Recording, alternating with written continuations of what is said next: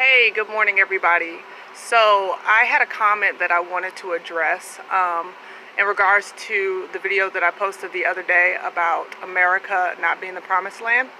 And the comment pretty much was asking, well, what do we as ADOS people do concerning white supremacy? So that's going to be a two-part answer for me because I believe that we need to address this on a personal level as well as a collective level. So I'm going to start with the personal level. On a personal level, the way I look at situations is the same way I look at it on a collective level in terms of how we look at ourselves. A lot of times what's happened is that we view ourselves, unfortunately, in a negative way. We view ourselves as less than. We view ourselves as the underdog underneath and unable to be able to exceed to a certain level. So how you look at yourself a lot of times determines how people are going to treat you. My mother used to always tell me that you teach people how to treat you. So if you carry yourself about as though you are already inferior, a lot of times you're going to invite people to have a superior attitude over you. So for an example of my own life, a few months back, I was invited to a pro-life luncheon. And we went around the room sharing our different organizations. And the room was majority Caucasian people. So when we went around the room sharing our experiences, sharing our stories and our organizations, I already knew that my story was pretty unique, and that because of the uniqueness of my story that people would be asking me about who I was.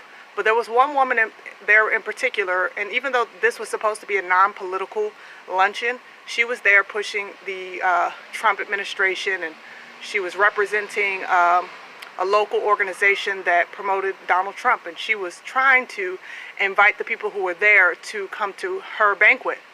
So when she stood up, she was telling everyone about the banquet, and she was running off a list of names of people who will be speaking. But when she came to the sole black person that will be speaking at her event, she couldn't even remember this man's name. So after the luncheon, she made a beeline for me, which I figured she would. And she said, hey, listen, I'd love for you to come to our banquet. There's going to be this young black guy there, and I think you guys need to connect. She didn't realize, because a lot of times they don't, that that was a subtle form of racism. By the fact that this man is going to come and speak at your event, and you can't even so much as remember his name. You remember everyone else's name in your gathering, but when it comes to this brother, you could not remember his name. So I cordially let her know that that's probably not something I'm going to be doing. And then the leader of the event where I was attending, he asked me if I was going to be attending her event. And I let him know, no, I would not be attending her event, because she was, without realizing it, she was being subtly racist. That she had not even remembered the name of the man who was supposed to be speaking at her event. I said, what's his name? I said, furthermore, I'm not here to speak anybody's narrative. I'm here to tell my story. When it comes to the black community, I'm going to tell our story. I'm not going to be moved to push someone else's story for them. So I said my goodbyes. The reason why I tell that story is because I was letting it be known very clearly where I stood. That even though I was in the midst of my Caucasian brothers and sisters who were standing in the pro-life movement, I was not getting ready to speak their agenda or their narrative, or nor was I going to give them an out for treating my people as though they're inferior by not even so much as knowing our names. And so I stood and I said, this is important to me. It's very important to me that you understand that I'm not inferior to you. We are not inferior to you. And with boldness, I said that. Not with disrespect, but with boldness. Because, see, I don't feel like anybody, regardless of their ethnicity, whether they are white, whether they're black, whether they're Asian, whether they're Arab or Indian, I don't care where you come from and what your culture is. I personally don't believe that anybody is superior to me, nor do I believe that I am superior to anyone else. You see, I don't think that I'm above you or another ethnic group. I don't believe that I'm above anybody, and that's the way I feel about all of us as a people. No one is above or underneath any other class of people. I don't care whether you make $1 million or you make $10. I believe that everybody deserves respect, just because we are all made in God's image and after his likeness.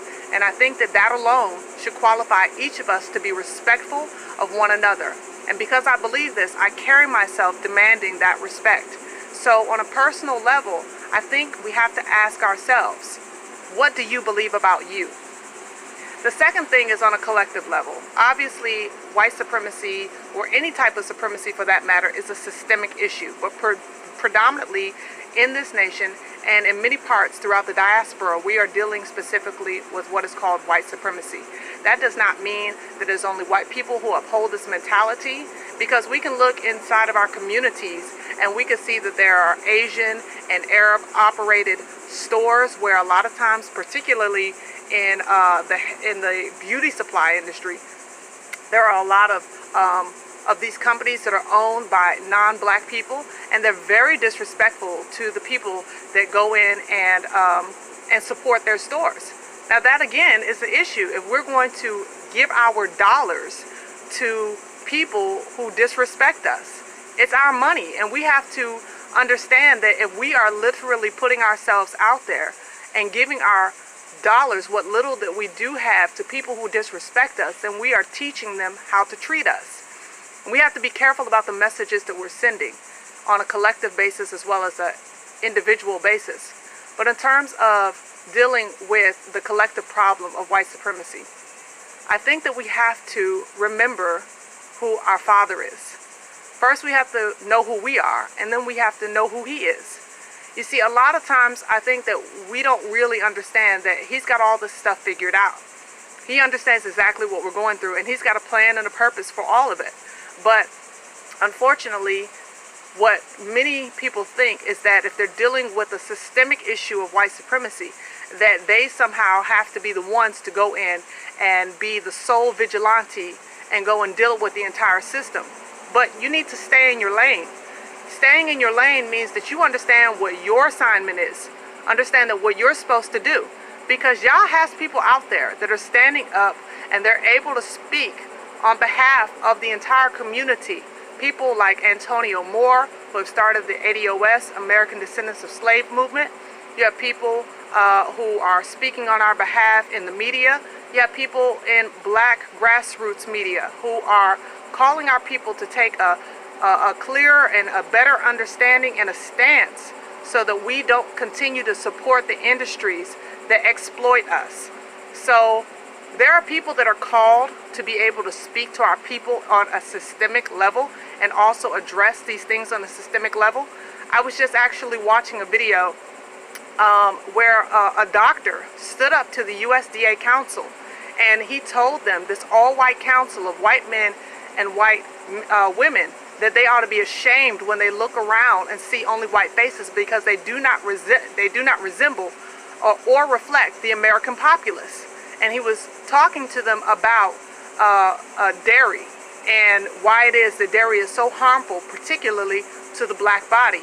Now, I was very moved because this doctor, this brother, stood up and with boldness, he spoke against this system of racism in the food industry to the very people who are propagating the exploitation of black people through the food industry. Now, understand that you can't do everything, but what you can do, you should do. And that starts with you.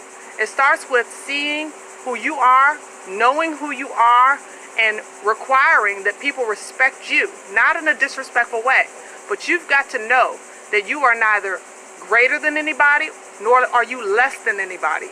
And in terms of dealing with a system of white supremacy, you have to know that no group of people is greater than you, nor are they less than you. The problem that we have in our community a lot of times is that we want to become the very thing our oppressors are. We don't want to deal with white supremacists, so we become black supremacists. And really, it's such a misnomer, because at the end of the day, all men are but dust. And if we remember that all men are but dust, then we will allow the Creator of both the living and the dead to do what He has to do in order to bring about true retribution, because we see through a glass half darkly. And a lot of times the problem is that we don't want to focus on ourselves. We don't want to focus on our community. We will be up in arms when a white police officer is attacking one of ours. But are we having the same passion and the same expression of that passion when one of ours is killing one of ours? We should have it even greater, because far too many of us are dying at the hands of our own brothers and our own sisters. And I know we've heard this argument many times before, but that doesn't mean it should be a shrug of the shoulder. That means that we have work to do. That means that we have to do the work of educating our own people about their own self-worth. We have to do the work of educating our people about their need to dig deeper and look at themselves and see where we have gone wrong. Because when we can do that, then collectively we're stronger. When we're stronger, then we're unified. And when we're unified, we're unstoppable. So that's my response into how we deal with white supremacy on a personal level as well as a collective level. No, it's not an exhaustive response, but I think that it's a starting point, that we've got to begin to think about these things internally before we try to go out there and be vigilantes. Because the spirit of Barabbas, at the end of the day, is not the spirit of Yahusha. Let him be him, and let us be us. So thank you so much for tuning in to Ashonda at Large. I definitely want to hear what you have to say in the comment section below. How do you see yourselves? As inferior or superior? Or do you see yourself as an individual who deserves respect? How do you see the collective? Do you see that it's Yah who is the one who is going to deal with the nations? Or do you feel like you need to put that into your own hands? So in any case, let me know what you think in the comment section below. And as always, I ask you to like and share. And definitely, don't forget, love yourself without hating your enemies. And until next time, Yah bless and shalom.